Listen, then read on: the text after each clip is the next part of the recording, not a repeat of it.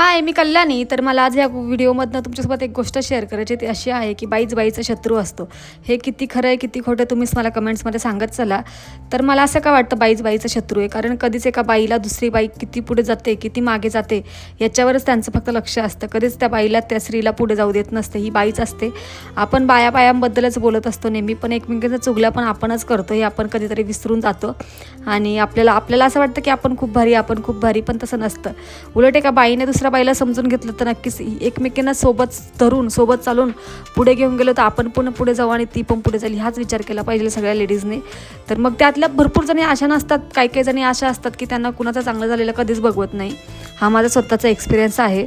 तर मग असं त्यानंतर आजचं रुटीन शेअर करते. आज मस्तपैकी पनीरची भाजी वगैरे बनवली होती आणि स्वयंपाक वगैरे बनवून घेतला. त्यानंतर मी जेवण केलं आणि बाहेर थोडी चक्कर मारायला गेले होते आणि तिकडनं घरी आले. सो असा होता माझा व्हिडिओ. आवडला तर नक्की लाईक करा, चॅनलला सबस्क्राईब करा.